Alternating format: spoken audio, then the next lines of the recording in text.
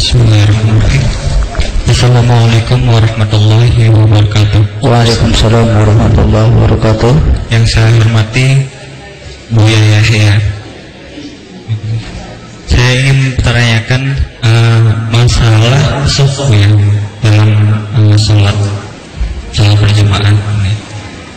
Ada riwayat yang mengatakan seandainya semua hamba Allah yang mengetahui bagaimana pahala shaf pertama itu, kita akan berbondong-bondong dan mungkin bahkan kita bisa bertengkar untuk merebutkan shaf pertama itu.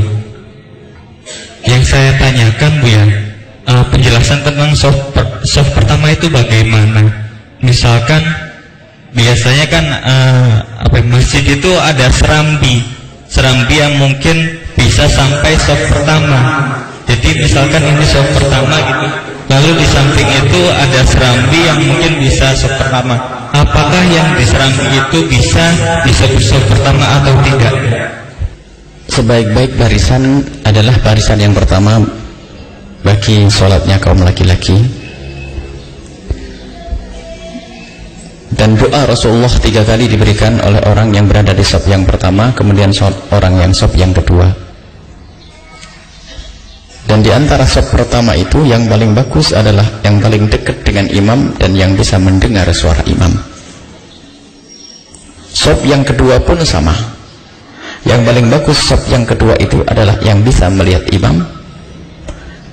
Yang paling bagus yang bisa mendengar suara imam. Maka cara mengatur barisan itu adalah dari tengah, bukan dari pinggir.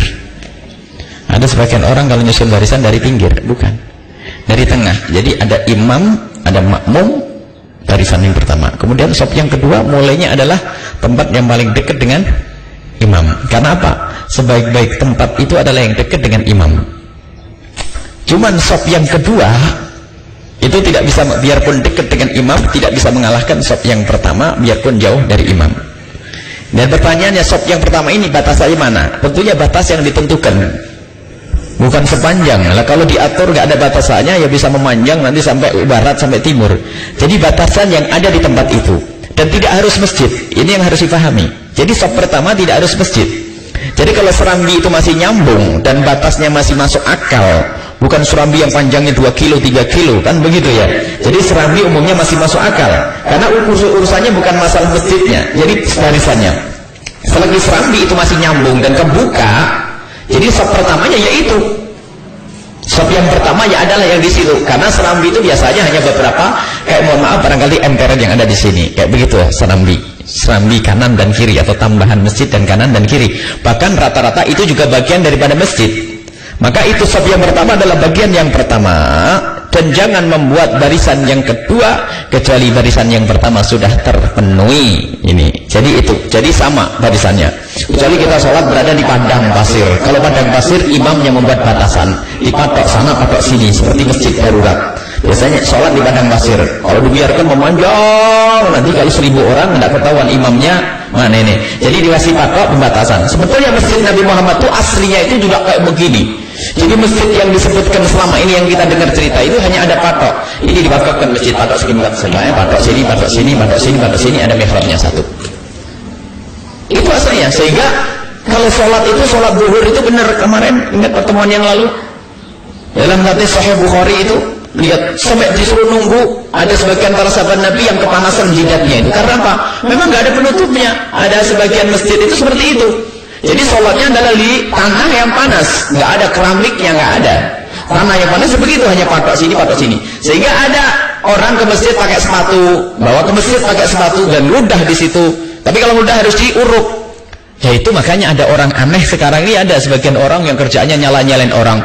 Itu pakai hadis zahiriyah. Jadi ada ke masjid nggak mau lepas sepatu, ada. Jadi boleh meludah di keramik, kurang ajar namanya. Ini adalah orang-orang yang nggak bisa membaca ini kejadiannya dulu seperti apa. Jadi beda. Jadi sangat sederhana masalah masjid itu seperti itu. Jadi kami selalu himbau, masjid itu yang penting adalah rambenya. Kemudian tolong ada sebagian hal yang lebih penting dari masjid adalah kamar mandi masjid. Mohon maaf, jangan sampai seorang ibu melakukan wudhu kelihatan auratnya. Atau mohon maaf para bapak-bapak buang airnya juga kelihatan auratnya di antara bapak-bapak. Juga haram, paha terlihat haram. Sehingga sebetulnya membangun kamar mandi masjid itu lebih penting daripada bangunan masjidnya yang megah itu. Cuman kadang ada masjid megah kamar mandinya 2, sehingga pada bingung sekarang. Lah kadang-kadang satu kamar mandi masuk 2 orang, haram, dosa. Jadi kami himbau termasuk pesantren itu tolong kamar mandinya lebih banyak ya, banyak, harus banyak sekali. Jangan sampai ada orang ngantri kamar mandi berduaan, haram nih, mau dapat ilmu manfaat dari mana ini? Ini hal-hal yang harus diperhatikan. Baik, itu masalah shop seperti itu. Selagi itu adalah masih bagian daripada masjid itu, ya memanjang, dan mungkin untuk dipanjangkan, dipanjangkan. Kalau di hamparan luas, ada buat pembatasan, patok sana, patok sini, selesai. Jadi ke belakang yang ikut nanti. Wallahu a'lam bishawab.